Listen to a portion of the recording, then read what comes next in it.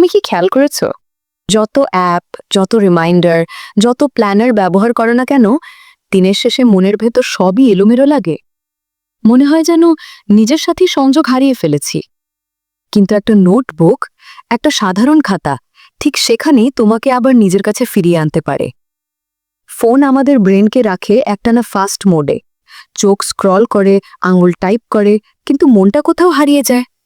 অথচ নোটবুক হাতে নিলে মস্তিষ্ক থেমে যায়, ধীরে ভাবে। সেখান থেকে জন্ম নেয় নতুন চিন্তা। প্রিন্সটন আর ক্যালিফোর্নিয়ার এক গবেষণায় দেখা গেছে, যারা হাতে লিখে ও পড়ে তারা তথ্য বেশি বোঝে, বেশি মনে রাখে, আর টাইপ করা মানুষরা শুধু তথ্য কপি করে যায়।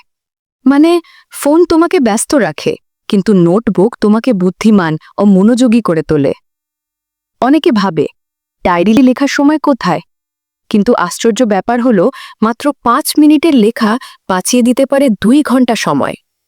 যখন তুমি সকালবেলা দিনের 3টা ছোট কাজ লিখে ফেলো, তোমার মন পরিষ্কার নির্দেশ পায়, কি করতে হবে, কি বাদ দিতে হবে।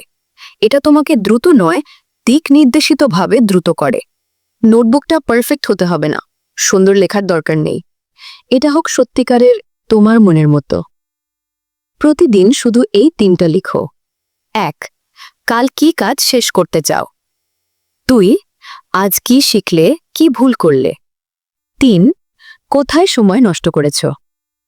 এগুলো লিখলেই নিজের সাথে এক ধরনের চুক্তি হয়ে যায়। তুমি আর তখন নিজের কাছ থেকে পালাতে পারবে না। আমরা ভাবি টেকনোলজি মানেই অগ্রগতি, কিন্তু অনেক সময় টেকনোলজি আমাদের বিক্ষিপ্ত করে ফেলে।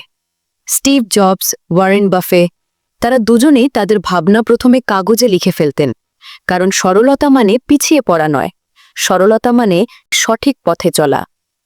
একটা ফোন তোমাকে বাইরের দুনিয়ার সাথে যুক্ত রাখে, কিন্তু একটা নোটবুক তোমাকে নিজের ভেতরের দুনিয়ার সাথে যুক্ত রাখে। তুমি যতই স্ক্রোল করো, যতই অ্যাপ ব্যবহার করো, শেষ পর্যন্ত তোমার চিন্তা, তোমার পরিকল্পনা আর তোমার ভবিষ্যৎ সবকিছুই শুরু হয় একটা কলমের ডগা থেকে। তাই আজ একটা খাতা নাও আর লিখে ফেলো, আজ আমি শুরু করছি আমার নতুন অধ্যায়। এই ভিডিওটা তোমার ভালো লেগে থাকলে শেয়ার করো, যেন আরও কেউ জানতে পারে আসল পরিবর্তন ফোনে নয়, নিজের কলমেই লুকিয়ে আছে।